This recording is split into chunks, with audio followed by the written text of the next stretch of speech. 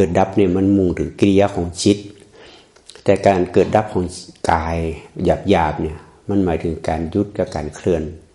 ถึงขยายตัวมาแล้วเนี่ยการยุดเหมือนการดับการเคลื่อนเหมือนการเกิดเขาจะไปเบิ่งการเกิดดับของจิตบ่ทันได้เพราะว่าสติปัญญาบ่ทันพอเขาก็มาเบิ่งการเกิดดับของกายซะก่อนมันง่ายๆตามเบิ่งการเกิดดับการเกิดดับก็เหตุให้เกิดไตรลักษณ์ถ้าเบิ่งการเกิดดับเป็นกับเบิ่งไตรลักษณ์เป็นถ้าเบิ่งไตรลักษณ์เป็นมันก็เป็นตัววิปัสสนาแต่ที่ไตรลักษณ์ให้เบิ่งไตรลักษณ์ทางกายก็คือการยุดการเคลื่อนการยกให้เบิ่งอาการเนี่ยเวลาเขาจะลุกเนี่ยเขาจะเคลื่อนถ้าจะเคลื่อนโดยความรู้สึกมันก็ยุดด้วยความรู้สึกการรู้จักยุดจักเคลื่อนอย่างรู้สึกสติมันก็เกิดมองนั่นแหละแต่ยุดเคลื่อนโดยความรู้สึกมันก็ผ่านไปเลยสติก็บ่เกิด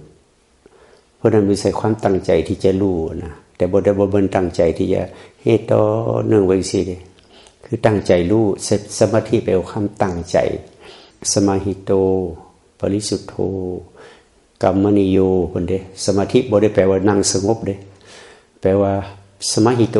คือจิตตั้งมั่นต่อการกระทำปริสุทโธคือจิตใจมันบ่เจือด้วยความอยากบ่ได้เจือด้วยความว่าต้องเอาจังสันจังสี่อย่าให้มันได้สงบบ่ให้รีดให้ซ่านให้เดชให้ได้สบายบ่ได้ตั้งใจเนี่ยปริสุทโธที่ใจมันซื่อๆใสๆสะอาดรู้เนื้อรู้ตัวปริสุทโธกัมมนิโยเนี่ยพร้อมที่จะรับรู้สิ่งที่เข้ามาบ่ปฏิเสธรับรู้ตามความเป็นจริงพร้อมที่จะทำในสิ่งนั้นได้ทันทีบ่มีการว่าจะปฏิเสธหรือว่าปฏิฆะงุนงิดกับสิ่งที่มากระทบพร้อมที่จะรับรู้มันตามความเป็นจริงว่าตั้งมันโมเมนต์ตัวเที่ยงที่ลีบ่รับรู้ยังสงบอันนั้นบ่แม่นสมาธิเด้เป็นสมาธิว่ามิจฉาสมาธิบ่แม่นสมาธิสมาธิคือหมายความจิตตั้งมั่นณปัจจุบันแล้วสะอาดซื่อๆใสๆมีหยังสงบบ่สงบบ่ได้งุดงิดบ่ได้มักหรือบ่มักนำมันรู้ซื่อๆตามความเป็นจริงบ่เอาเข้ามาแล้วบ่เอาออกไปรู้กายรู้ใจซื่อๆอันใดเกิดขึ้นก็ตามนั้นเวลาเฮ็ดเนี่ยเฮาสังเกตเฮาบ่ต้องฟ้าวไปใส่เฮาเฮ็ดไว้ๆๆเนี่ยเฮาฟ้าวไปใส่มันไปตามอารมณ์เจ้าของมันก็เลยบ่เป็นสมาธิบ่เป็นสติให้นะเฮ็ดไป3มื้อ7มื้อก็ช่วยลอยคือเก่าอยู่บ่เห็นว่าจะได้อารมณ์สงบจังได๋ก็เฮ็ดบ่ถูกมันจะได้จังได๋ก็เฮ็ดบ่ถูกเฮ็ดไปหมดปีมันก็ช่วยลอยคือเก่าบ่เห็นว่าจะได้สมาธิเป็นเรื่องเป็นราวจังได๋เพราะเฮาเฮ็ดบ่ถูกแล้วก็บ่ตั้งใจที่จะทำความเข้าใจก็เฮ็ดไปตามความเคยชินซื่อๆนี่นะมันก็เลยบ่มีหยังเปลี่ยนแปลงชัดเจนแต่เฮ็ดมันถูกเนี่ยบ่โดนนะมื้อเดียวมันก็ชัดเจนแล้วตั้งใจเพราะว่าวิธีการวิปัสสนาเหมาะสำหรับคนมีศรัทธาบ่เหมาะสำหรับคนบ่มีศรัทธาเหมาะสำหรับคนมีความเพียรคนว่าศาสนาของพุทธเจ้าเหมาะสำหรับคนมีความเพียรมีความขยันหมั่นเพียรเหมาะสำหรับคนหูเนื้อหูตัวบ่แม่นใจหลงใจลอยใจคิดใจปรุงเหมาะสำหรับคนมีสมาธิคือตั้งใจเฮ็ดตั้งใจทำเหมาะสำหรับคนมีปัญญาตรวจสอบถึงความถูกต้องความผิดพลาดอย่างใดเป็นอย่างใดตรวจสอบเบิ่งคือบ่ได้เฮ็ดเอาว่ามันจะได้น้อยได้หลายได้เฮ็ดให้มันถูกซื่อๆเนี่ยนะพอแล้วมันถูกแล้วมันได้ของมันเองโดยบ่ต้องหวังมันก็ได้แต่เฮ็ดบ่ถูกหวังปานใดมันก็บ่ได้เพราะนั้นมักมีองค์8เพิ่นได้ขึ้นต้นโดยสัมมาแปลว่าถูกต้องเบื้องต้นที่สุดเนี่ยเพิ่นให้เอาตัวสัมมาทิฏฐิซะก่อนคือเห็นให้ถูกเข้าใจให้ถูกถ้าเห็นถูกเข้าใจถูกมันก็คิดถูกทำถูกพูดถูกแล้วเราเฮ็ดนั่นก็เฮ็ดจังได๋ให้มันรู้สึกเบาสบายปลอดโปร่งรู้สึกสงบภายในตัวก็บ่จำเป็นต้องรับตาหรอกสงบแบบมึนตานี่แหละพอจิตทำบ่ส่งออกตาหูจมูกลิ้นกายมีอยู่มันก็บ่ได้มีปัญหาอันอย่างที่มากระทบก็บ่มีปัญหาเพราะมันบ่ได้ส่งออกมันมาทำหน้าที่ซื่อๆตาเห็นก็มีหน้าที่ทำหน้าที่ตาหูได้ยินก็หูทำหน้าที่ จิตรู้จิตทำหน้าที่รู้เท่านั้นคือบ่ได้ปรุงแต่งไปตามที่หูตาจมูกหูจมูกลิ้นกายใจไปสัมผัสบ่ได้คิดไปตามนั้นแต่เห็นก็เห็นซื่อๆไอ้ตัวเห็นหูซื่อๆเนี่ยมันก่อให้เกิดตัวปัญญาเรียกว่าโลกุตระปัญญาแต่เราเห็นรูปได้ยินบ่ซื่อเนี่ยมันคิดว่าสวยว่างามว่าดีว่าชั่วว่าถูกว่าผิดว่าเป็นจังซั่นจังซี่มันบ่ซื่อแล้วใช่มั้ยมันคิดไปแล้วพอไปตัดสินแล้วโอ้อันนั้นสวยเนาะอันนี้บ่สวยเนาะอันนี้งามเนาะอันนี้บ่งามเฮาไปตัดสินเรียบร้อยแล้วจิตบ่ซื่อแล้วมันก็เป็นไปตามแต่เราเห็นซื่อๆผู้หญิงก็ซื่อๆผู้ชายก็ซื่องามก็ซื่อบ่งามก็ซื่อมักก็ซื่อบ่มักก็ซื่อฮู้ซื่อๆจังเนี่ยฮู้สักคนฮู้สักแต่ว่าฮู้ได้ยินสักแต่ว่าได้ยินเห็นสักแต่ว่าเห็นเป็นคาถาของพระพุทธเจ้าที่เพิ่นสอนพระพาหิยะทารุจิริยะเนี่ยเพิ่นอยากจะฮู้ความเป็นพระอรหันต์เพราะสมัยหนึ่งพาหิยะทารุจิริยะเนี่ยเป็นพ่อค้า ไปค้าทางเรือออกมหาสมุทรคนทั้งหลายที่ไปนำกันพ่อค้าลูกน้องทั้งหลายไปนำกันถูกเรือล่มถูกจมตายหมดแต่เล่าผู้เดียวถูกน้ำซัดขึ้นฝั่งหลายมือบ่ได้ซัดขึ้นฝั่งได้แล้วบ่ตายผ้าผ่อนถอนสบายรุดหมดเหลือแต่ตัวโลนจนสมัยนั้นลัทธิของนิครนลัทธิของลัทธิเปื่อยกายมันเจริญมาพร้อมๆกับพระพุทธเจ้านะคนก็มักพระผู้ใดแก้ผ้าได้ผู้นั้นเป็นพระอรหันต์จ้ะมันก็มีลัทธินี้มาฮอดซุมื้อแหละลัทธิเปื่อยกายเนี่ยที่เขาเจ้านับถือกันนี่อันนี้พระหิยะก็ไปขึ้นฟังแล้วคนเห็นเล่าแก้ผ้าเสื้อนึกว่าเล่าเป็นพระอรหันต์เด้ก็เลยไปบูชาเอาลาภสักการะไปบูชาเล่าก็งงๆอยู่กูถูกน้ำซัดมาพาคนกูหายสิกูบ่ได้เป็นพระอรหันต์น่าว่าเป็นหยังคือมาอุปโลกกูเป็นอรหันต์ที่นี่มันก็เลยตามเลยบอกว่าเจ้าของบ่ได้เป็นก็บ่ว่าย่านบ่ได้กินย่านบ่ได้นี่เขามาบูชาของมาบูชากันก็สบายแล้วมันบ่ต้องต้องหาบังเอิญเป็นพระอรหันต์สวมร้อยเลยแต่ในใจลึกๆมันว่าบ่แม่นแต่มันก็บ่ได้เพราะคนมันเข้าใจจังซั่นเด้พากันไปบูชาที่นี่เห็นให้เราคิดว่าแต่พระอรหันต์อีหลีเป็นจังไดเนาะอยากจะพ่อพระอรหันต์อีหลีขณะนี้พระอรหันต์ปลอมๆกูยังได้อยู่ได้กินบัดนี้คนยังว่าเคารพกราบไหว้บัดนี้ถ้าพระอรหันต์อีหลีเป็นจังไดต่อมาก็ได้ข่าวว่าพระพุทธเจ้านี่เป็นพระอรหันต์อีหลีอยากพ่อพระพุทธเจ้ามื้อนึงแล้วก็ลักหนีออกสำนักของเรานั่นหนีกลางคืนแล่นมืดขึ้นไปทางที่เขาบอกจนไปฮอดพระพุทธเจ้าก็เชษฐวันพระพุทธเจ้าออกบิณฑบาตแล้ว 6:00 น 7:00 นเช้าก็เข้าไปถามพระพุทธเจ้าว่าไอ้ความเป็นพระอรหันต์เป็นจังได๋จริงๆพระพุทธเจ้าตอนนี้กำลังบิณฑบาตฟ้ามากวนพระพุทธเจ้าว่าจังซี่เนาะถ้าไปจังได๋แล้วก็นำไปถามอีกถามถึง3เทื่อพระพุทธเจ้าเบิ่งหมอนี่มันเป็นหยังเฮามาเบิ่งว่าหมอนี่มันจะตายบ่โดนนี่แล้วมันต้องเฝ้ารู้ฮู้จักว่าคนเนี่ยชั่วโมงข้างหน้าเราจะบ่อยู่แล้วก็เฝ้าบอกเราเขาก็ถามว่าความเป็นพระอรหันต์เป็นจังได๋ผู้ฆ่านี่มาเดินทางไกลมาไกลเพราะนั้นก็เลยว่าอยากจะฮู้ซะก่อนพระพุทธเจ้าก็บอกว่าดูก่อนพระหิยะเมื่อใดเธอเห็นสักแต่ว่าเห็นเธอได้ยินสักแต่ว่าได้ยินรู้สักแต่ว่ารู้ไม่มีการไปไม่มีการมาไม่มีการรักไม่มีการชังไม่มีการชอบไม่มีไม่ชอบไม่มีสุขไม่มีทุกข์เราบัญญัติตรงนั้นว่าเป็นความเป็นพระอรหันต์เราเข้าใจเลยเด้เราเข้าใจแล้วก็ขอบวชว่าเนี่ยท่านสั่นผู้ฆ่าขอบวชในศาสนาของท่านยังสั่นไปหาผ้ามาสมัยนั้นบ่ได้หาผ้ากองบ่เลิ่นทึกคือซุมื้อนี้เด้ซุมื้อนี้ในวัดมีแต่ผ้า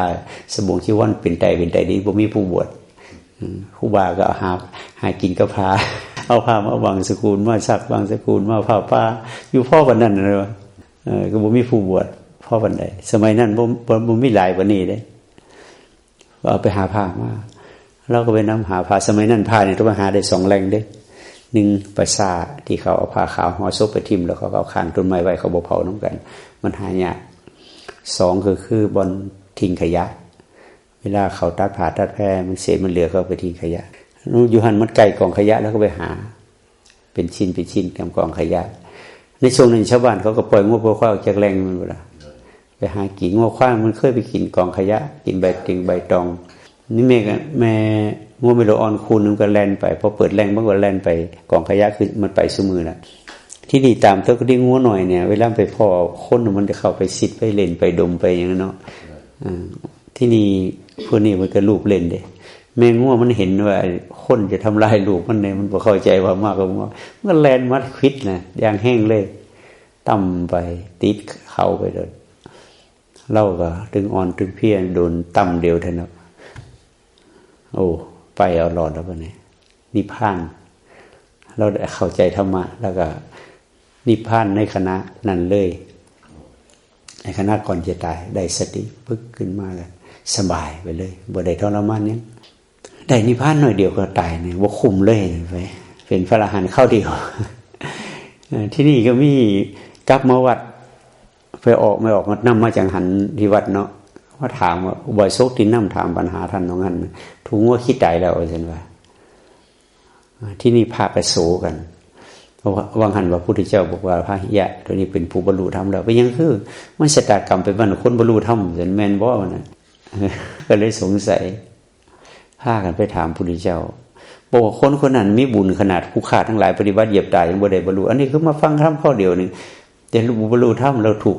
ว่าคิดตายพร้อมเป็นแมนบ่ว่าฉันสงสัยพระพุทธเจ้าว่านั่นน่ะอย่าสงสัย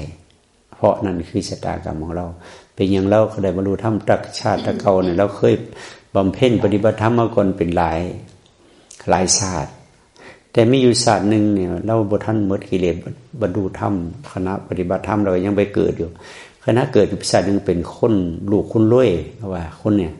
พยายามไปเกิดลูกคนรวยพอเกิดเป็นลูกคนรวยมันก็ต้องกินต้องมวนต้องเล่นไปตามวัยของมันว่ากลายเป็นนุ่มเสเพไปเนี่ยพอเป็นนุ่มเสเพเนี่ยมื้อนึงก็ไปพ่อลูกสาวชาวบ้านก็ไปข่มขืนก็ย่านพิษจะฆ่าเพิ่นตายสินะ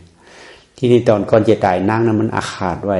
ว่าเกิดชาติใดถ้าพ่อมึงอีกกูจะฆ่ามึงซั่นว่าสองคนนี่ก็ผูกเว้นกันมาได้ฆ่ากันทุกภพชาติจนมาชาติสุดท้ายเนี่ยนางนั้นมาเกิดเป็นงัวไม่รู้อ่อนมาเกิดเป็นง่วงไม่รู้อ่อนเพราะนั้นมันเกิดสันดานมันเรื่องมันเกิดสันดานอย่างใดมันคิดได้บ่ได้บ่เนาะเพราะไม่เห็นเพิ่นนี่มันเกิดตึ้งขึ้นมาโดยวิบากกรรมนะมันเกิดโดดขึ้นเต็มทีเนี่ยมันได้ค่าสมใจเพิ่นนี่แม้ได้บำเพ็ญทำมาได้โดนก็ตามแต่ว่าเว้นที่อาฆาตกันไว้มันบ่หมดเราก็ต้องได้ตายแต่เราก็ได้บรรลุธรรมพอเราได้บำเพ็ญมาหลายชาติแล้วแต่ได้เผลอได้ไปเกิดอีกนี่แหละได้มาเฮ็ดวิบากกรรมตัวนั้นเห็นบ่เพราะฉะนั้นในคำสอนพระพุทธเจ้ามีความหมายว่าในความเป็นผู้บรรลุธรรมบ่แม่นว่าเห็นใดก็มักได้ยินใดก็มวลบ่แม่นเฮ็ดจังใดเฮาจะเริญสติสมาธิจนกระทั่งจิตของเฮานี่ซื่อๆนะซื่อๆเห็นก็ซื่อๆเฮานี่เห็นมันคิดบ่ซื่อแล้วเห็นแล้วก็อยากมักบ่มักเว้าออกไปตามมักบ่มักนั่นแหละเว้าออกไปบ่ได้ระวังได้ยินเนื้อก็เอาจิตก็บ่ซื่อแล้วจิตก็ไปตามมักบ่มักซะที่นี่ถ้าเฮาจะเริญสติหลายเข้านี่มันพยายามเอาสติสมาธิมาไว้นำเจ้าของเห็นก็ซื่อๆอยู่ได้ยินก็ซื่อๆอยู่ถ้าจำเป็นค่อยเว้าถ้าบ่จำเป็นก็บ่เว้าถ้าจำเป็นก็เฮ็ดถ้าบ่จำเป็นก็บ่เฮ็ดกรรมนิโยตัวนั้นว่าเมื่อมีความจำเป็นพร้อมที่จะเฮ็ดพร้อมที่จะเว้าได้เมื่อบ่มีความบ่จำเป็นก็บ่เว้าบ่เฮ็ดก็ได้จังซี่นะเอิ้นกรรมนิโยแต่ที่นี่ถ้าหากว่าเฮาเฮ็ดน้อยทำน้อยเนี่ยตัวรู้สึก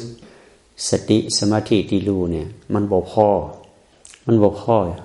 อย่างมาต่ำหูต่ำตาต่ำใจปั๊บก็หลุดไปโดดจังซี่นะเพราะฉะนั้นในตัวนี้เพิ่นก็ว่าเฮ็ดให้มันถูกเฮ็ดให้มันถูกแล้วสติมันจะมีกำลังพอสติมันมีกำลังพอไปเห็นด้วยหูรู้ด้วยตาเข้าด้วยใจมันก็สติมันจะมาก่อนโดดระวังเด้อมันจะคิดเด้อมันจะมักเด้อมันจะบ่มักเลยนะมันจะวางใจเจ้าของมันจะเตือนเจ้าของได้นะมันก็สำรวมระวังเพราะนั้นที่ได้เว้าไปวันก่อนว่านักปฏิบัติถือศีล4ข้อเนี่ยข้อแรกก็คืออินทรีย์สังวรคือระวังแต่ว่าเฮาบ่เคยได้เห็นความสำคัญบันไดเลยเฮาก็หลุดเลยนะบ่ได้ระวังหูบ่ได้ระวังตาการระวังหูระวังตาบ่แม่นบ่เบิ่งบ่ฟังบ่คิดบ่แม่นเด้บ่เบิ่งหยัง ตามวิสมถะอาจารย์สมถะมันบอกว่าปิดหูซ้ายขวาปิดตาสองข้างเหมือนว่าปิดปากเสือบ้างแล้วจะได้นั่งสบายอันนั้นนะวิธีสมถะคำว่าปิดของเพิ่นบ่แม่นเอาบ่เบิ่งบ่แย่งบ่ฟังเด้คำว่าปิดของเพิ่นคือเอาสติมาปิดนั่นน่ะเอาปัญญามาปิดคือเบิ่งก็เบิ่งซื่อๆได้ยินก็ได้ยินซื่อๆบ่หักบ่สั่งนำฮู้ก็ฮู้ซื่อๆบ่นำมาคิดนำมันบ่จำเป็นนะถ้ามีความจำเป็นก็พร้อมที่จะฟังพร้อมที่จะเว้าพร้อมที่จะคิดถ้ามีความจำเป็นนะแต่ถ้าบ่มีความบ่จำเป็นก็หักแต่หูตาหูใจซื่อๆเหมือนคนบ่มีใจนะเฮ็ดได้บ่ล่ะนั่นน่ะมันมวนในใจเด้ถ้าเฮ็ดได้นะใจมันวางใจมันฟรีหมดมาเพราะฉะนั้นตัวสติตัวสมาธิที่เราเฮ็ดนี่เพื่อมารักษาใจแล้วมาสำรวจใจว่าขณะนี้เกิดหยังขึ้นแล้วก็เบิ่งรักษาใจที่มันวางใจมันลงใจที่บ่มีความคิดบ่มีความอยากบ่มีความกระนิ่งขี้เคียงใดทั้งมันจิตใจโล่งสบายเบาจะอยู่ไสกินไสจะหยังจะเกิดขึ้นก็ซื่อๆอยู่จังซี่นะก็เลยว่าโอ้มันจะต้องฝึกฝนตัวเนี้ยให้ได้แท้ๆให้ได้ถ้าสังเกตเจ้าของว่าสติเฮาแข็งบ่แข็งตอนที่เฮาไปเข้าหมู่ตอนเฮาไปอยู่กับคนอื่นเนี่ยจิตใจเฮาเป็นจังไดการไปเข้าหมู่ไปอยู่กับคนอื่นเนี่ยเพิ่นว่าเหมือนคันขับรถไปที่แออัดถ้าหากว่าเจ้าของบ่ระวังอีหลีเนี่ยเฮาบ่สู้เขามาสู้เฮาแล้วบัดนี้แต่ต่างคนต่างระวังมันรถไปเต็มถนนแน่นบ่ได้ก็บ่สู้กันเพราะหยังเพราะต่างคนต่างระวังเจ้าของถ้าผู้ใดเผลอหน่อยนึงมันก็ต้องไปฮิตเขาก็มาฮิตเฮาแล้วออกจากทางเจ้าของคือกันเฮาอยู่กันหลายๆคนเหมือนกับเฮารถมันติดจราจรเฮาต้องเบิ่งใจเบิ่งกายเฮาคักๆถ้าเฮาทรงจิตเฮาออกไปหาคนอื่นปั๊บเนี่ยเหมือนกับเฮาเผลอแล้วเอารถไปชนคนอื่นล่ะกายเฮาก็ต้องไหลออกไปใจเฮาก็ไหลออกไปฮิตเข้ามาก็เกิดความพอใจในบ่พอใจในจิตใจก็วอแว่แล้วมันนี่วอแว่บ่นิ่งแหละที่ใจหวั่นไหวไปกับสิ่งที่มากระทบเหมือนรถชนกันพอรถชนกันสู้กันนี่เป็นเรื่องได้บัดนี้มันบ่ได้เสียเงินเสียทองได้หาตำรวจได้ขึ้นศาลกันแล้วบัดนี้เป็นเรื่องแต่ชีวิตจริงของเฮาเนี่ยถึงแม้ว่ามันบ่สู้กันหลายปานนั้นแต่ใจเฮาเห็นมันรู้สึกพอใจบ่พอใจบ่ว่างละใจขนาดนั้นเพราะฉะนั้นการที่เฮาจะรักษาใจได้หนึ่งต้องมีอินทรีย์สังวรก็บ่แม่นบ่เบิ่งบ่แย่งหยังก็เบิ่งคือเก่าน่ะแต่ว่ารักษาใจบ่ให้มันปรุงมันแต่งไปตามที่เบิ่งแย่งโดยบ่จำเป็นนะอันเนี้ยสองเพิ่นว่าปาฏิโมกข์สังวรเพิ่นก็มีระบบระเบียบมื้อนี้จัดระเบียบกินข้าวใหม่เด้มื้อนี้พร้อมจะเก็บอารมณ์พอไปนั่งกินอยู่หั่นไหนจะฟังลงชงเชงคนไปคนมาไหนจะทีมันแออัดนางแย่กันกินข้าวไปเว้าคุยกันไปมันก็บ่ได้อารมณ์เลยมันเสียสมาธิได้มันมื้อนี้ก็เลยว่าหลวงพ่อมาว่าหลวงพ่อเห็นมวนพลาสติกแดงๆอยู่หั่นมวนนึงเอามาปูย่าไว้พุ่น2แถวตักเข้าแล้วมันนั่งกินอยู่ในนี่มันจะได้นั่งกินไปกินมันสงบนะบ่มีเสียงกวนกินแล้วก็บ่นั่งคุยกันน้องแนงจังซี่นะมันจะเป็นสมาธิในการกินหลวงพ่อว่าจะให้แม่ครัวจัดอยู่ได้ว่ายายขันทองได้อยู่เนาะมีมวนพลาสติกอยู่หั่นให้ยายขันคำเฮาปูย่าวเป็น2แถว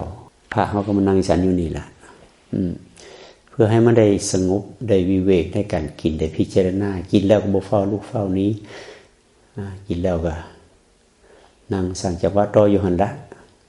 แต่ถ้าเป็นนางแย่กันหลายกินแล้วก็งวกใส่งวกขวาไปจะได้แซ่บบ่เอานี่จักน้อยกันนะไปแล้ววันนี้ใจก็ออกไปแล้วเอาเรื่องนั้นมาติดเอาเรื่องนี้มาต่อกันอยู่หั่นแล้วใจมันก็ไปหมดแล้วแม่นบ่สมาธินั่งมาหมดมือหายปั๊บไปเลยนะเสียดายก็ยังว่าเสียดายเพราะนั้นหลวงพ่อเวลาไปจัดอบรมอยู่ได้เรื่องสงัดเรื่องวิเวกความเป็นตัวเจ้าของนี่ก็พยายามให้นักปฏิบัติให้มันได้อารมณ์อย่างใดอย่างหนึ่งมาปฏิบัติอยู่5 มื้อ7 มื้อบ่ได้อารมณ์จักแนวเลยโอ้เสียดายเวลาจังนะ ชั่วโมงหลายเหรียญนี่แม่นบ่ชั่วโมงหลายยูโรเด้เพราะฉะนั้นต้องคำนึงถึงเวลาเนี่ยมีค่าถ้ามันผ่านไปโดยบ่ได้สติบ่ได้สมาธิเป็นเรื่องเป็นราวเนี่ยโอ้ปวดก็เมื่อยก็เมื่อยหิวก็หิว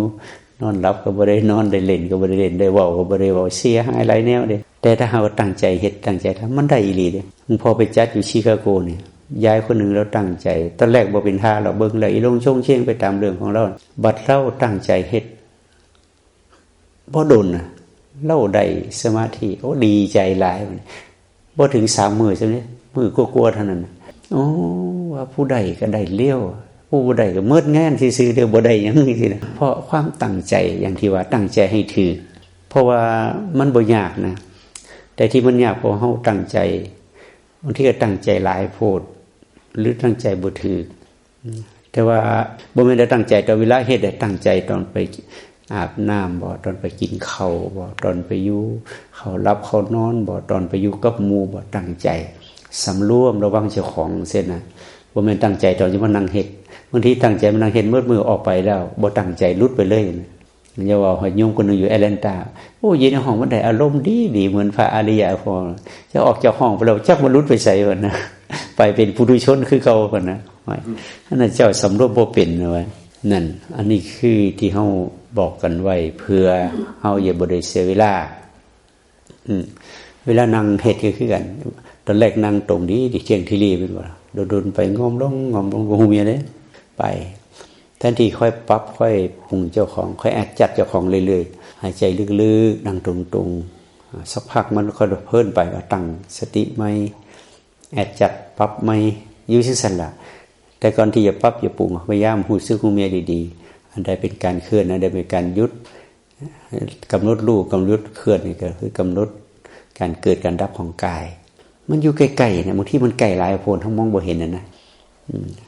อย่างคิวเจ้าของถ้าบ่ไปส่องแว่นเคยเห็นคิวเจ้าของจักเทื่อแล้วมัน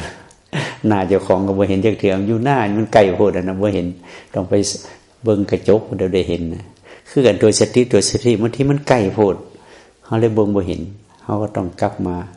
ส่องเจ้าของส่องดูมันลุกอย่างใดมันนั่งอย่างใดช่วงที่ลุกนั่งย่างเดินมันรู้สึกอย่างใดมันนักอย่างใดมันเบาอย่างใดสำรวจมันเป็นแต่เบิ่งแจ้งอย่างในร่างกายเฮานี่หลวงพ่อก็เลยบ่มักแนวอื่นบ่มักเบิ่งแนวอื่นเบิ่งร่างกายเจ้าของบ่ได้เบิ่งว่ามันสวยมันงามนี่เบิ่งว่ามันเปลี่ยนแปลงอย่างใดโอ้จังซี่ตัวมันก็เลยว่ามันบ่ยากแต่เฮาบ่สามารถดำรงสติสมาธิเบิ่งเจ้าของได้โดนพอชั่วโมงเด้นาที2นาทีก็แวบไปแล้วมันบ่ล่ะนาที2นาทีก็แวบไปแล้วลองตั้งใจเบิ่ง4สักชั่วโมงมึงดูเนี่ยธรรมะเกิดโลดบ่ว่าแต่หลายเป็นมือเป็นเว้นแล้วอันนี้ตั้งบ่พอ3คล้ายๆนึกถึงจังซี่นะเวลาเอาหุงข้าวต้มแกงสมมุติว่าข้าวหม้อเนี่ยมันจะสุกภายใน 30 นาทีถ้ามันต่อเนื่องกัน30 นาทีมันก็สุกอีหลีแต่ถ้าหากว่าเสียบไปแล้วน้อยนึงก็ไฟดับน้อยนึงก็ไฟลุดบ่ต่อเนื่อง5 นาทีดับอีกแล้วไฟ3 นาทีลุดอีกแล้วไฟหรือเฮาไปแบบโบราณเนาะเวลาใส่ฟืนไฟตั้งสักพักนึงเจ้าของบ่ไปเฮ็ดแนวอื่นซะกลับมาไฟหมดอีกแล้วมาซูนไฟใหม่พอไฟลุกไปแล้วไปเฮ็ดแนวนั้นเอาลืมกลับมาไฟใหม่น้ำก็เลยบ่เดือดให้จักเถื่อมันทำท่าจะเดือดไฟหมดแล้วให้เข้าตัวนั้นมัน30 นาทีมันจะสุกได้บ่มันก็สุกบ่ได้เพราะว่าความร้อนบ่ถึกที่มันบ่ต่อเนื่องอันนี้เฮายกไปนาที2 นาทีไปแล้วใจยกไป 4-5 นาทีก็ไปอีกแล้วใจมันบ่ต่อเนื่องมันเหมือนเข้ามันก็บ่สุกมันเวลาเข้าตัวนั้นอาจจะใส่บ่ได้เลยถึงใหม่ถึงดิบอย่างนั้นแล้วอันนี้คือกันหลักการอันเดียวกันแต่ให้มันต่อเนื่องไปตั้งใจแต่ต่อเนื่องบ่ต่อเนื่องแบบทื่อๆเด้ต่อเนื่องคือปั๊บไปให้มันสบายให้มันลงให้มันสบายตั้งใจทำไปมันเพลินมันทายจะงอมจะงงจะก็ปั๊บหายใจลึกๆยืดตัวตรงๆมาก็เบิ่งว่า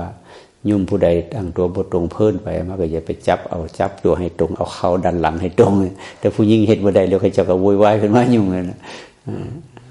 ยุ่งผู้หญิงเฮามักจะเป็นนั่นเป็นนี่อยู่เลย เดี๋ยวปวดหัวเดี๋ยวปวดท้องบ่เดี๋ยวงงบ่เดี๋ยววิ่นบ่เนี่ยดังนั้นเฮาต้องเบิ่งต้องแย่งในความรู้สึกเจ้าของเนี่ยว่ามันเป็นอย่างไรพระพุทธเจ้าบอกว่ามันเปลี่ยนแปลงตลอดเวลาเป็นอนิจจังร่างกายที่มันเปลี่ยนแปลงของมันเองเนี่ยมันนำไปสู่อย่างอนิจจังนำไปสู่ทุกขังร่างกายมันจะเปลี่ยนแปลงมันดีขึ้นบ่มีหรอกเปลี่ยนแปลงแล้วมันไม่ได้แย่ลงนะคือหมายความว่าต้องเป็นไปตามกฎของมันเป็นอนิจจังเป็นแปรปรวนเป็นทุกขังเป็นอนัตตาอยู่ต่อไปบ่ได้ต้องเปลี่ยนเป็นอนัตตาปรับอยู่จังซั่นน่ะในช่วงปรับค่อยแก่ค่อยไขค่อยเบิ่งแย้งไว้อยู่หั่นล่ะจนกระทั่งว่ามันเกิดจิตกับกายมันมาตรงกันพอปั๊บเลยเด้จิตกับกายตรงกันปั๊บนี่มันก็เกิดสภาวะธรรมขึ้นมาเลยเด้แต่ที่บ่เกิดสภาวะธรรมกายกับใจบ่เคยตรงกันจักเทื่อมันเลื่อนไปเลื่อนมาอยู่จังเสียบางทีกายเป็นจังซี่ใจเป็นจังพี่กายรู้สึกจังซี่ใจเป็นจังที่มันบ่เบิ่งจุดที่มันเกิดสิ่งทั้งหลายเกิดแต่เหตุเท่านั้นว่าขณะนี้เฮานั่งมีเหตุเกิดบ่ในกายนี่มีบ่สังเกตบ่มีเหตุใดเกิดขึ้นนั่งมาดนสบายอยู่บ่สบายนั่นน่ะเป็นเหตุแล้วได้เบิ่งเหตุมันบ่ล่ะมันนักมันใดมันเจ็บบ่งไหนหายใจลึกพอบ่ใจลงบ่เป็นเหตุหมดนี่แหละแต่เฮาบ่สังเกตเพราะความเคยชินอันนี้เอิ้นว่าอวิชชานั่นเด้บ่ได้สังเกตสิ่งที่มันเป็นเหตุเกิดทุกข์บ่ได้เบิ่งสมุทัยของทุกข์เฮาก็ลืมๆมันไปซะพอทนได้สั่งมันเถาะแน่แต่ว่าในธรรมะมันบ่ได้เป็นอย่างนั้นว่าเหตุเกิดทุกข์ต้องละคือต้องปรับออกไปแต่ตัวที่เปลี่ยนไปแล้วสักพักมันก็นักอีกแล้วมันเป็นทุกข์ต้องอย่างใดต้องฮู้ว่าตัวนี้มันนักบางนี้เด้อตัวนี้มันคันบางนี้เด้อตัวนี้มันคัดบางนี้เด้อตรงนี้มันแน่นบางนี้เด้อตรงนี้มันอึดอัดบางนี้เด้อสำรวจลงไปเบิ่งคักแล้วปรับออกซะสมุทัยต้องละเวลาคนบอกสมุทัยคือความมันบ่สบายบ่สะดวกละมันก็ลุกหนีเด้ละหมายความว่าค่อยขยับปรับเปลี่ยนออกไปน้อยเดียวเท่านั้นแก้ไขได้แล้วเอาใจเฮานี่ที่เฮายกมือนี่บ่แม่นว่าเฮาจะเอาใจมาไว้มืออย่างเดียวสำรวจเบิ่งเพื่อให้ใจมันตั้งอยู่กายที่เฮายกมือไปอย่างเพื่อใจมันอยู่กับกายเมื่อใจอยู่กับกายแล้วให้เบิ่งลงไปในกายนั้นว่าธาตุเป็นอย่างไรขันธ์เป็นอย่างไรมันเป็นอนิจจังทุกขังอนัตตาเป็นอย่างไรบ่มันได้ไปนึกได้อันนี้เป็นอนิจจังเด้อันนี้เป็นทุกขังเด้บ่ได้ไปนึกจังซั่นเด้แต่เห็นตัวมันโลดนะตัวอนิจจังทุกขังอนัตตามันปรากฏออกมาเป็นความสบายบ่สบายมันเป็นความนักความหน่วงความเจ็บความคันความอึดอัดความปวดความวิ่นความเมาความเจ็บหันปวดนี่ตลอดเวลาในร่างกายเฮาเนี่ยแต่เฮาบ่เคยส่องมันเบิ่งจักเทื่อละเฮาบ่ไปคิดแต่เรื่องอื่นมันก็เป็นลืมอยู่เบิ่งซะมันบ่ลืมเบิ่งเหตุที่กำลังเกิดอวิชชาพอลืมเบิ่งตัวนี้ปั๊บมันก็ไปหาตัวพุทธมันไปคิดปุ่นคิดพี่ปายอันนี้ก็ทนอยู่หั่นล่ะนี่เรียกว่าจิตเฮาบ่ได้ตั้งปัจจุบันก็เลยบ่เห็นสมุทัยของทุกข์อริยสัจที่เป็นรูปคือมาเบิ่งทุกข์ทางกายมาเบิ่งเหตุทุกข์ทางเหตุเกิดทุกข์ทางกายแล้วก็มาแก้ให้ทุกข์ทางกายนั้นออกแล้วแก้เรื่อยๆอันนี้เขาเรียกว่าอริยสัจทางกายแต่ถ้าเฮาบ่เฮ็ดจังซี่บ่แก้ไขบ่เกิดอริยสัจ4ทางกายแก้กายบ่ทันมันจะไหลไปเกิดไตรลักษณ์ทางใจได้มั้ยเนี่ยความสบายมันก็ไปเกิดตัวหมักซะเกิดบ่สบายก็เกิดตัวบ่มักรำคาญงุดหงิดอึดอัดหนหวยซะตัวบ่รู้หรือว่าตัวที่บ่ชัดเจนว่าเป็นสุขเป็นทุกข์เฮาก็ไปเพ้อซะจังซี่นะพอเฮามาเห็นเกิดทุกข์ทั้งกายดับทุกข์ทั้งกายเป็นหาวิธีดับทุกข์ทั้งกายเป็นมันกรรมอันนี้ก็บ่เสร็จบ่เหลือไปหาจิตใจก็ซื่อๆจิตใจก็ว่างๆจิตใจก็สงบจิตใจก็สบายอันนี้เป็นวิธีที่เขาเฮ็ดอยู่เนี่ยเอาตัวรู้สึกที่มันเกิดจากกายก็ดีเกิดจากเวทนาก็ดีเป็นตัวเหตุที่เฮาจะต้องเข้าไปดูไปเบิ่งโดยไส้ลักของอริยสัจเข้าไปแก้ไขเฮ็ดจนชำนาญพระพุทธเจ้าเพิ่นก็บอกว่าถึง6อย่าง สำรวจลมหายใจเป็นอย่างไรลึกบ่ได้หายใจลึกจักเทื่อบ่เพิ่นถามหายใจสั้นเกินไปบ่ดีเด้มันอึดอัดมันแน่นหายใจลึกๆเอาไว้ยืดตัวตรงๆเพิ่นบอกวิธีแรกนะอันที่สองตอนนี้เฮาอยู่ใดอีบทใหญ่อีบทนั่งเราเป็นจังไดยืนรอดอ่อนแข็งเข่งตึงบ่ขณะนั่งนี่เป็นจังไดหูได้ยินบ่ตาภาพขึ้นภาพลงเห็นบ่หัวเลี้ยวซ้ายแลขวาร่างกายเคลื่อนไหวเล็กๆน้อยๆเห็นบ่ก็เอิ้นอิริยาบถใหญ่กับอิริยาบถย่อยแล้วก็อิริยาบถย่อยเนี่ยบ่แม่นแต่มาเบิ่งเห็นอยู่นี่เวลาจะลุกไปเวลาจะเข้าห้องน้ำบ่เวลาจะนักจะเบาบ่เวลาจะกินจะทายเวลาจะรับจะนอนเบิ่งต่อไปเรื่อยๆลักษณะอย่างนี้เขาเรียกว่าเบิ่งในส่วนกายต่อมาที่เขาเคลื่อนไหวได้นี่เพราะธาตุหยังที่เขานั่งได้นี่เพราะธาตุใดที่เขาหูซึกเย็นร้อนอ่อนแข็งเพราะธาตุใดไปเบิ่งธาตุอีกเบิ่งทางโดยย่อยและโดยร่วมเป็นบ่ล่ะเบิ่งถึงอาการย่อยอาการร่วมของมันเวลาเฮาบ่สบายมันเป็นธาตุใดในธาตุทั้ง4เป็นธาตุไฟเฮ็ดให้เฮาบ่สบายเฮ็ดให้เฮาผ่อนคลายเป็นธาตุน้ำเฮ็ดให้เฮาติ่งได้เป็นธาตุลมเฮ็ดให้เฮานั่งได้เป็นธาตุดินเบิ่งโดยรวมเป็นสินี้เบิ่งลักษณะอาการย่อยๆลงไปก็เอิ้นตัวเป็นสัมปชัญญะบ่เบิ่งอาการ32บ่แต่ทั้งหมดทั้งปวงเนี่ยบ่ต้องไปเบิ่งแยกออกไปเป็นอย่างแต่มันรวมแล้วเหลือ2อย่างคือความสบายบ่สบายถ้าเบิ่งถูกมันก็สบายถ้าเบิ่งบ่ถูกมันก็บ่สบายเหลือแค่2ทั้งหมดทั้งปวงนี่นะให้เบิ่งเหลือแค่2อย่างแค่นั้นมันก็ง่ายมันบ่ล่ะการสบายเป็นเกิดหรือเป็นดับการบ่สบายเป็นเกิดแล้วเป็นดับมันรวมแล้วเหลือ2คือเหลือเกิดและดับเกิดดับออกมาเป็นรูปของเป็นรูปธรรมเหลือรู้สึกสบายหรือบ่สบายเฮาเคยเบิ่งความรู้สึกสบายบ่สบายถ้าบ่สบายเป็นทุกข์ทุกข์ต้องกำหนดรู้เห็นเด้พอไปแก้ปั๊บมันสบายสมุทัยมันละสมุทัยอยู่เด้มันก็เป็นนิโรธแล้วก็สักพักนึงมันก็บ่สบายขึ้นมาอีกแก้อีกเอิ้นมรรคว่านี่มันก็วนอยู่ในอริยสัจ4น่ะมันบ่ดังนั้นอันนี้เป็นเรื่องเบิ่งแล้วง่ายๆแต่ยากเพราะหยังเพราะใจเฮามันบ่ติดนำทำตามคณะเจ้าของเฮ็ดอย่างนี้นะใจมันจะออกข้างนอกไปเลยนะเพราะเป็นหยังออกเพราะมันบ่ระวังบ่สังวรบ่สำรวมเฮาไปปล่อยไปตามอารมณ์สินะดังนั้นเวลาเฮาปฏิบัตินี่อย่าไปคิดไปไกลหลายเบิ่งเจ้าของคักๆที่เพิ่นเว้าแจงไว้หลายๆว่าเป็นลมหายใจบ่ธาตุ4บ่ธาตุย่อยบ่อันนั้นเป็นหลักวิชายืนยันว่าสิ่งแล้วเนี่ยมันมีจริงบ่แม่นไปนึกไปคิดเอาเป็นเพิ่นเล่นล่างว่างเป็นหลักวิชาไว้แต่เวลาเฮามาปฏิบัติมาเบิ่งแค่ของ2อย่างเท่านั้นมาเบิ่ง2อย่างอันแรกคือเบิ่งกายกับใจแม่นบ่เบิ่ง2อย่างต่อมากายกับใจมันมีอีก2อย่างคือสบายบ่สบายแม่นบ่ล่ะเบิ่งกายเป็นรูปธรรมก็2อย่างเท่านั้นมีเคลื่อนกับหยุดแม่นบ่ล่ะเนี่ยมันก็มี2อย่างตลอดอ่ะแต่เฮามันบ่มักที่เฮาเบิ่งน้อยๆบ่อยากเบิ่งหลายๆจังซี่นะมันก็ไปไกลกระจายไปทั่วได้บัดนี้มันกลายเป็นสังขารได้เบิ่งหลายๆนี่กลายเป็นกายสังขารวจีสังขารไปเพราะฉะนั้นเฮาก็ตะล่อมมาเบิ่งแค่ของ2อย่างเด้ตั้งต้นกายกับใจเหมือนเลขเพิ่นก็มี2ตัวเด้อเลขหยังเลข1ก็เลข0นั่นนะ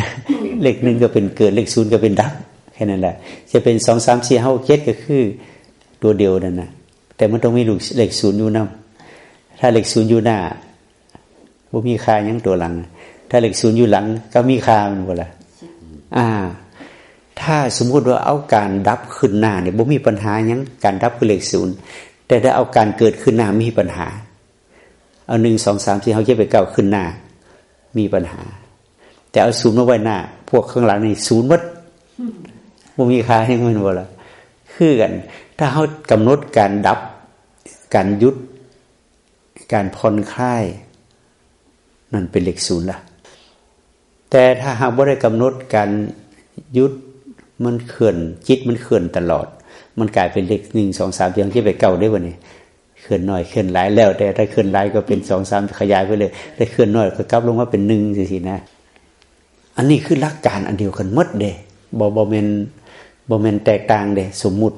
มาขยายเป็นรูปธรรมเอิ้นว่าสมมุติมารับรู้แก้ไขเป็นเห็นชัดแจ้งเป็นปรมัตถ์แค่นั้นก็มี2อย่างคือกันสมมุติปรมัตถ์นะเพราะฉะนั้นพระพุทธเจ้าท่านบอกว่าสิ่งที่เพิ่นนำมาสอนเป็นใบไม้ในกำมือเนี่ยบ่หลายแต่เฮามันบ่ม่วนเป็นแล่นหาใบไม้ในป่ามันม่วนกว่าเด้มันหลายมันสนุกเด้เพิ่นก็บ่ห้ามเจ้าก็ม่วนก็ใบไม้ในป่าได้แต่ประการสำคัญเจ้าต้องรู้จักใบไม้ในกำมือซะก่อนมันเป็นใบหยังแท้ๆนะใบนี้มันแก้ไขโรคหยังแน่เนี่ยกับใบไม้ในกำมือเนี่ยถ้ารู้จักใบไม้ในกำมือเจ้าของนั้นมาแก้โรคหยังแน่ได้เป็นเจ้าไปอยู่ในป่ารู้จักหมดนะว่าอันใดเป็นอันใดเพราะฉะนั้นเฮาต้องรู้สิ่งที่มาแก้ไขเจ้าของได้ซะก่อนแต่ของที่มันแก้ไขทุกเจ้าของบ่ทันใดธรรมะ 84,000 คำดีปานใดก็ตามมันยังแก้ทุกบ่ทันใดเอาทุกที่มาแก้ไขเจ้าของได้มันก็มีแค่2อย่างที่แก้ได้คือหยังสติกับปัญญาแค่นั้นสตินี่คือแสงสว่างปัญญาคือดวงตาเมื่อเฮามีทั้งดวงตาด้วยแสงสว่างจะไปใส่ก็ไปได้บ่นี่แต่ถ้ามีแต่แสงสว่างบ่มีดวงตาเปรียบเสมือนปัญญาแสงสว่างเปรียบเหมือนสติแต่สติเพิ่นจะบวกสัมปชัญญะบ่บวกสมาธิเข้าไปบ่แล้วแต่สว่างหน่อยสว่างหลายถ้าสติซื่อๆก็สว่างน้อยๆบวกสมาธิเข้าไปก็สว่างหลายขึ้นบวกสัมปชัญญะเข้าไปก็สว่างหลายขึ้นจังซี่นะก็คือแสงสว่างนั่นแหละปัญญาคือกันปัญญาจะแหลมจะลึกจะคมขึ้นอยู่ปัญญาแบบเป็นโลกิยะบ่หรือปัญญาเรือโลกุตระปัญญาทางใดนี่แน่จะรวมแล้วก็มีหลัก2หลักคือสติปัญญาบ่ล่ะเพราะฉะนั้นเวลาจุดธูปจุดเทียนเพิ่นสิจุดแค่2เล่มจุดเทียนบ่ได้จุดหลายกว่านั้นเด้เพราะเพิ่นสิสอนเฮาว่าจริงๆแล้วมันมีแค่2อย่างนั่นแต่เวลาจุดธูปเป็นหยังว่าจุด3ดอกของ2อย่างเนี่ยมันเอามาใช้3ทางใดแน่สติปัญญาเนี่ยคือใช้3ทางทั้งกายทั้งวาจาและทั้งใจเพิ่นให้จุด3ดอกแต่ว่าจุดเทียนคือจุด2ดอกพอจุด3ดอกคือรูปก็เพราะเฮาก็มีแค่2มีเกิดมีดับมีเกิดมีตายเวลามาแก้ไขปัญหาก็มีสติกับปัญญาแค่นั้นแต่ที่มันขยายหลายออกไปนี่เพื่อเฮา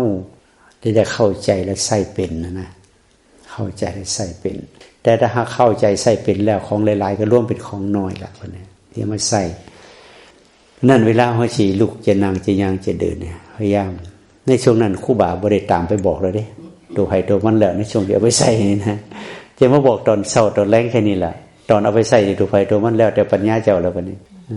ทั้งคนก็ลืมไปโลดฟังแล้วก็เช้าบ่ได้ฟังหน่อยไว้ต้องได้บอกกันอีกบอกเวลา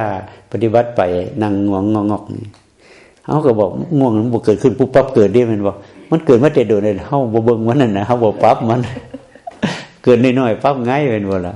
ก่อนที่มันเกิดง่วงมันไต่ลำดับมาเด้ตั้งแต่นั่งทีรีเราบ่สนใจหยังก็นิ่งลงไปสติไปใส่ละบ่ปรับล่ะมันบ่พอก็ได้เป็นยังบ่พอเวลายกนี่มันยกถอยลอยไปซื่อๆบ่ได้กำหนดสติถ้ายกไปให้หูหยุดหูเคลื่อนคักๆสติมันเกิดบ่งนั้นเด้แต่ถ้าหูยกไว้จังซี่ก็เกิดอยู่แต่มันบ่มีกำลังมันน้อยโพดแต่ถ้ายกให้มันเหมาะมันสมนี่มันยกให้มันมีกำลังสติหูเคลื่อนหูหยุดมันก็มี2อย่างแค่นั้นน่ะหูการเกิดการดับการเกิดคือการเคลื่อนการหยุดคือการดับนี่สินะการรู้สึกสบายเป็นการดับการรู้สึกบ่สบายเป็นการเกิดนี่สินะการรู้สึกหนัก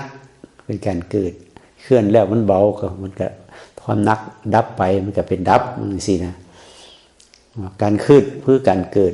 สติมันหูคืดความคืดดับไปมันก็เป็นดับนี่สินะเพราะนั้นเกิดดับเนี่ยมันทำงานตลอดเลยแต่เนื่องจากว่าเฮายังบ่ทันเข้าใจมันก็เลยเฮ็ดไปเอามวลนึงซั่นว่ามันก็เลยบ่ได้เป็นเรื่องเป็นราวนะเพราะฉะนั้นมื้อนี้ล่องไปสังเกตของ2อย่างบ่หลายได้แม่น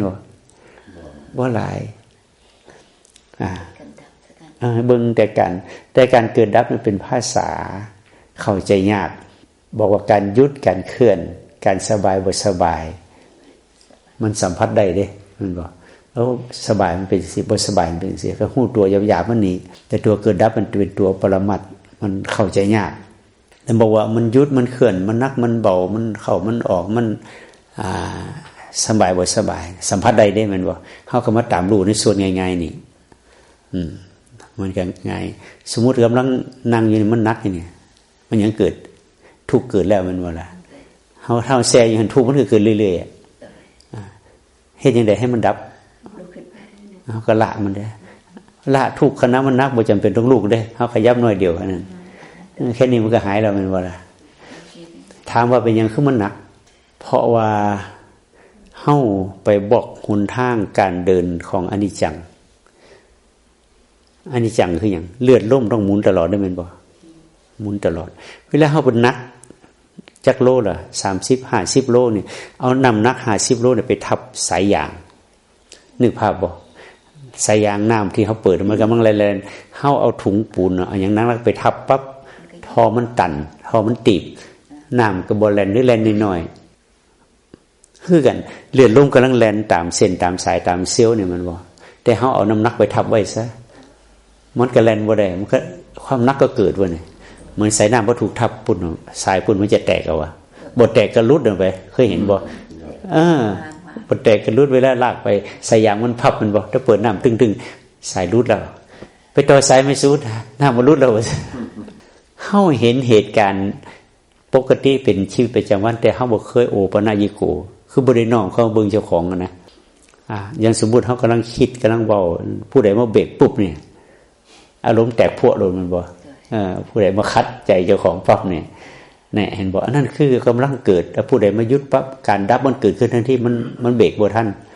มันก็คอยเบิ่งไปอันนี้คือกันเวลามันนักๆที่ขยับหน่อยนึงเดินล้มก็ได้ผ่านเหมือนเขายกของนักออกจากท่อน้ำก็ไหลจูดเลยมันบ่อาการก็เบาขึ้นเด้ความตึงใส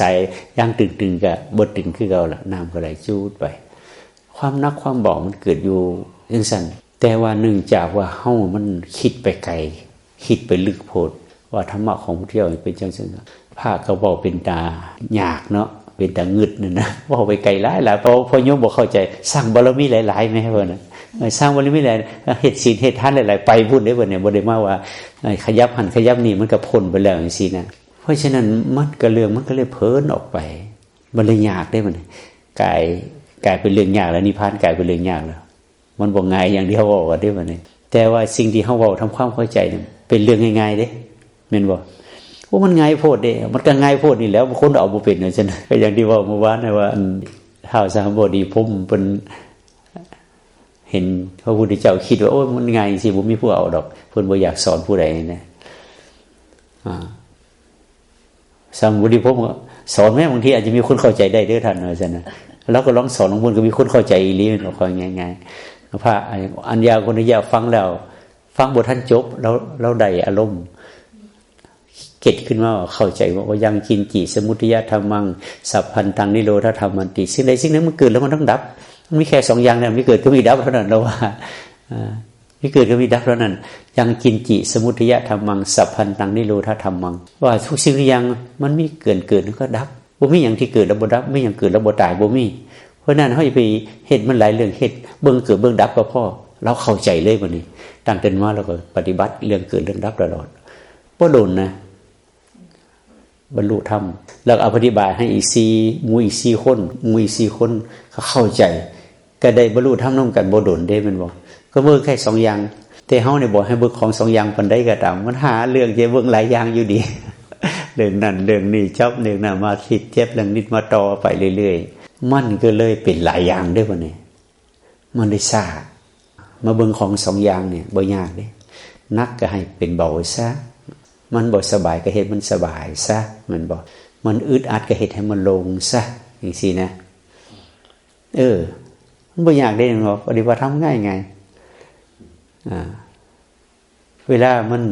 ติ่งหลายก็เฮ็ดให้มันหยุดซะมันบ่มันหยุดหลายก็เฮ็ดให้มันติ่งซะจังซี่เฮ็ดมันพอดีแล้วมัชฌิมาปฏิปทาดังนั้นเรื่องนี้จึงอยากจะบอกว่าอย่าไปคิดยากแต่ให้สังเกตเจ้าของ เวลาเฮ็ดสั่งจังหวะก็อย่าไปเฮ็ดเอาเป็นเอาตายเฮ็ดให้มันสบายแต่เฮ็ดให้มันต่อเนื่องมันสบายแล้วพอแป๊บเศร้าแม่นเด้รู้สึกสบายเฮ็ดอยู่หั่นแหละ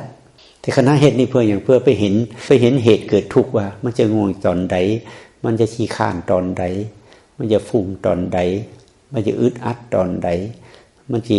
สงสัยหยังตอนใดเบิ่งผู้นี่ละสักพักนึงบ่ตัวใดตัวนึงก็มาแล้วมันบ่ล่ะยกไปสักพักขี้ข้านมาแล้วแก้ไขขี้ข้านยกไปสักพักงุนงิดหนหวยมาแล้วแก้ไขงุนงิดหนหวยยกไปสักพักง่วงมาแล้วแก้ไขง่วงยกไปสักพักมันฟุ้งแก้ไขฟุ้งให้ได้นี่ยกไปสักพักมันลังเลสงสัยแก้อยู่จังซี่ล่ะแก้ไปแก้มาจิตมันเลยลงบ่เนี่ยอันใดออกมาแก้ออกที่หลวงพ่อเทียนเพิ่นว่าคุณน้ำบ่น่ะถ้าน้ำยังคุณนี่ตักทิ้งไปเรื่อยๆตักออกพ่อมันล้างปากบ่อล้างอย่างคุณมันก็หายมันก็เลยแต่น้ำใสมันบ่ล่ะคือมันเข้าแก้ออกไปแก้เอาของบดีออกไปแก้ออกไปจิตเขาก็ใสแบบนี้ร่างกายก็สบายพอจิตใสร่างกายสบายมันก็เข้าถึงธรรมเท่านั้นแหละแค่นั้นพออย่างพอเขาแก้เอาของบดีออกได้มันบอกของบดีอันดับแรกก็มี5อย่างมีชี้จันมีอันใดเนี่ยนั่งงอกนั่นนะบอกยังบอกท่านแก้เจ้าของได้น่ะว่าอยู่แม่ๆนี่ก็จะเอาอยู่พวกนั้นก็ยังงงนั่งงงให้เห็นอยู่เห็นบอกมันบอกแก้ก็ยังว่าความง่วงบ่มันเกิดปุ๊บปั๊บเด้มันเกิดไม่แต่โดนแล้วแต่เฮาบ่กำหนดรู้มันน่ะนะอันนี้มันบ่แม่นเรื่องยากแต่ก็บ่แม่นเรื่องง่ายเป็นเรื่องเฮาต้องมีศรัทธามีความตั้งใจมีความตื่นโตมีความเข้าใจแล้วธรรมะจะเป็นของง่ายบางคนผู้ข้าปฏิบัติไม่ได้โดดใดๆหลวงพ่อมันยังบ่บันไปใส่อย่าไปใส่อย่าบ่ตั้งใจเฮ็ดเนาะจะตั้งใจเฮ็ดผิดคือเก่าจังซี่นะมันก็บ่แล้วเป็นจักเทื่อแล้วนะดังนั้นเฮาพยายามซะมื้อนี้เป็นมือเก็บอารมณ์ตั้งใจลงมือเฮามีเวลาจำกัดอย่าไปมั่วกินมั่วเล่นมั่วมวนมั่วสนุกในเรื่องเว้าเรื่องคุยเรื่องคุยกันจะเว้าคุยกันเมื่อใดก็ได้มันบ่อึดเวลาแต่ในช่วงนี้เฮาปฏิบัติเนี่ยมิตรไผมิตรมั่นหลวงพ่อว่าวันนี้เป็นวันเก็บอารมณ์ก็เลยแยกออกมาอย่างสี่บรรยากาศข้างนอกนี่มันแคบเฮานั่งแย่กันมันก็อดว่ากันบ่ได้หรอกก็น่าเห็นใจอยู่อันที่สองก็ผู้เพิ่มมาเรื่องข้าวเรื่องปลามันก็ว่าคุยตามเรื่องของเพิ่นมันเฮาก็ยังปิดหูบ่ทันเป็นได้แม่นบ่เฮาก็ไปฟังเพิ่นเว้าจังซั่นเจ้าของก็คิดไว้นำก็อยากเว้านำได้บ่เนี่ยอยากสอดไปนำเนี่ยบรรยากาศมันบ่เอื้อบรรยากาศมันบ่ซอยเฮาก็คุมสติยากได้มั้ยสติของเฮายิ่งอ่อนๆอยู่เพราะฉะนั้นแยกออกมาต่างหากซะมันจะได้คุมเจ้าของได้ง่ายขึ้นนั่นบ่ล่ะเอาจังซั่นเด้อเอามีสงสัยยังบ่บัดนี้เหตุใดบ่ที่เว้ามานี่พยายามกับพยายามคือเก่าน่ะบ่แล้วจักเทื่อแต่ของสองอย่างนึงมันบ่ยากได้เนี่ยมันบ่ของสองอย่างเวลานักก็เห็นมันเบาซะเวลามันขี้ข้านก็เห็นมันซะจังซี่เวลามันฟุ้งก็เห็นให้มันสงบซะเวลามันง่วงก็เห็นให้มันตื่นซะของสองอย่างแค่นี้นะเวลามันสงสัยก็เห็นมันรู้ซะจังซี่นะ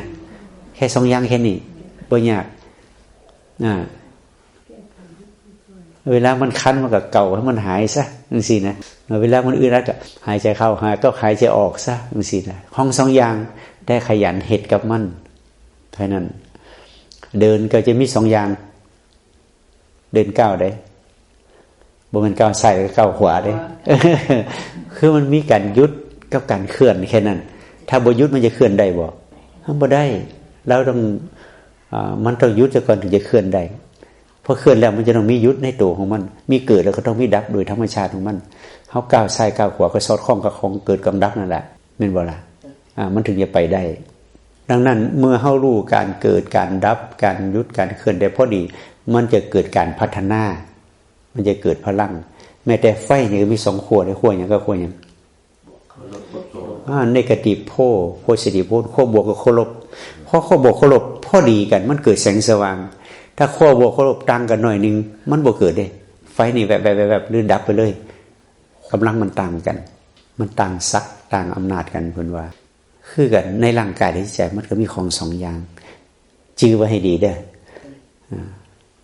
เวลาไปถามก็ลืมคือเก่านั่นน่ะ ของทรงยังมันยังจักนั่นแล้วนะจักดังนั้นก็เขาอนุโมทนาสาธุยามเช้านี้ให้เอาไปพิจารณาเฮ็ดด้วยความเข้าใจอย่าไปเฮ็ดด้วยความอยากเฮ็ดด้วยความสนุกสนานอย่าไปเฮ็ดด้วยความอึดอัดขัดเคืองเฮ็ดด้วยความล่าเริงเบิกบานอย่าไปเฮ็ดด้วยความเศร้าหมองเฮาอย่าเข้าใจในสิ่งที่เฮาต้องการคือความดับความเย็นความสุขความสบายและเอิ้นว่านิพพานโดยการทุกคนทุกท่านเทอญ